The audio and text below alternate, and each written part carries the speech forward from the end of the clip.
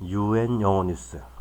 Hungary's Viktor Orban is one man blackmailing the EU.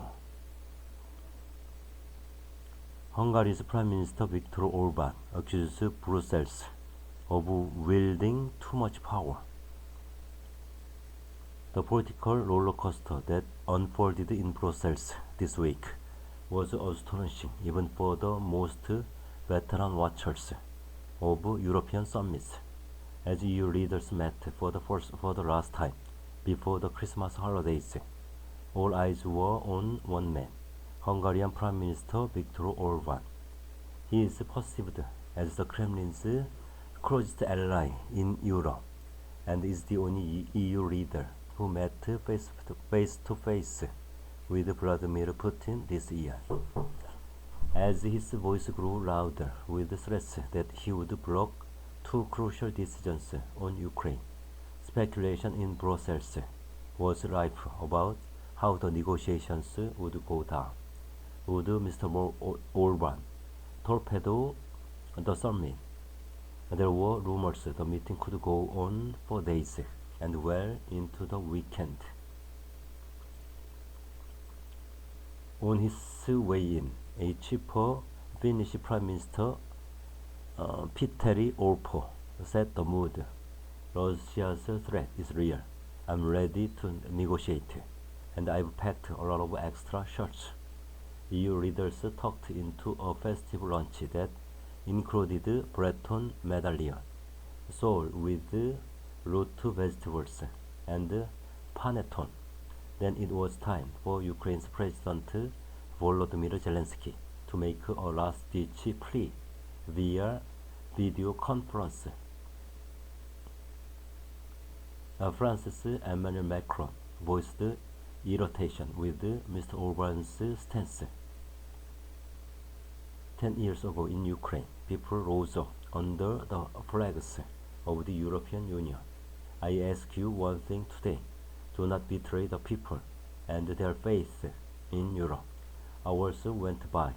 German Chancellor Olaf Scholz put a pullover over his suit, a sign he's in it for the long haul, an EU diplomat told me. Then negotiations about opening membership talks with Ukraine hit a wall. The situation was at an impasse. It was 26 against 1. That's when the German Chancellor took Mr. Orban to the corner of the room and suggested he should leave and go for coffee. No one could hear what they were talking about, an EU source told me, but it wasn't like Scholz was giving him an order. Mr. Orban left voluntarily. He went into his delegation room, which is on the same floor, with Mr. Orban quite literally out of the way. The other 26 leaders went ahead, and the vote was unopposed, because such a move requires unanimous support. It would not have been possible with the Hungarian Prime Minister present. It later turned out that the coffee break that saved Ukraine's EU accession bid had been planned all along. The French President Emmanuel Macron said the idea was a collective effort. Estonian Prime Minister Kaja Kallas called this strategic loophole interesting for the history book. She joked that she would describe it in her memoirs someday.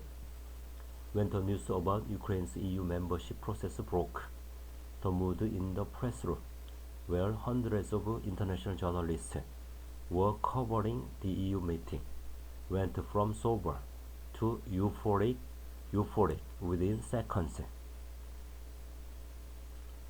Charles Michel, the man who chaired the meeting, came out to speak to journalists, mostly to congratulate himself on a historic moment that shows the strength of the European Union.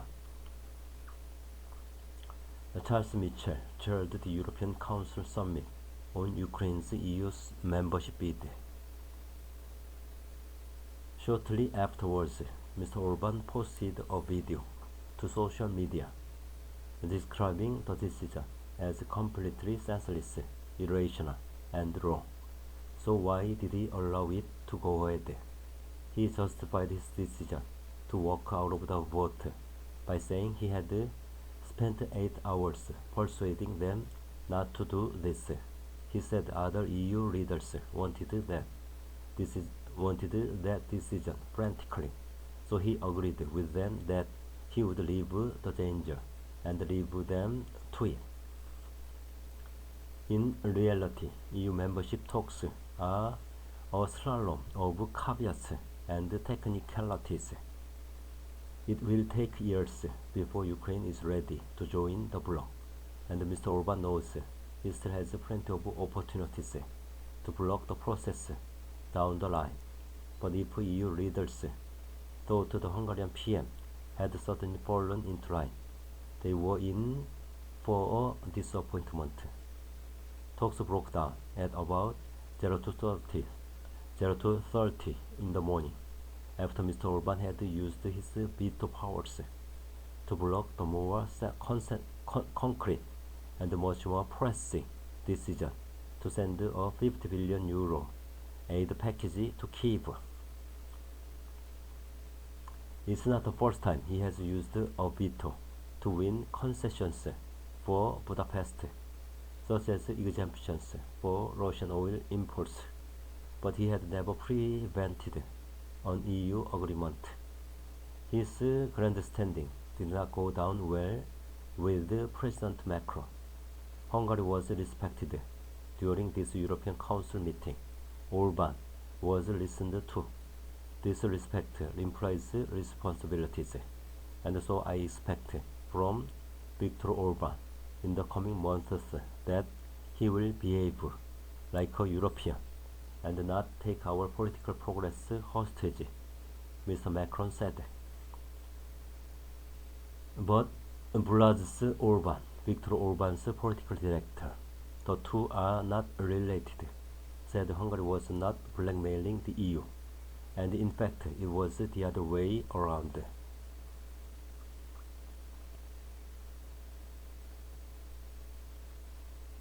Viktor Orban is viewed as an ally of the Russian president and met him in Beijing in October.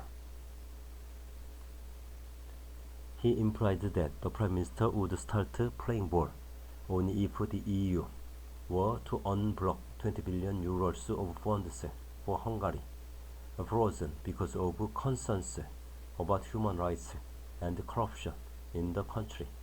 We don't understand why we don't have access to 100% of financial funds, he added. Hungary wants that money before it agrees to any more for Ukraine. Despite the diplomatic drama behind the scenes, leaders insisted that a solution on cash for Ukraine could be found early next year, either by bringing Mr. Orban on board or forcing the aid package for Kyiv through without his backing. The EU is already preparing to work around a Hungarian veto if necessary. For example, by letting all EU countries except Hungary provide bilateral funding to Ukraine in 2024 outside the EU budget.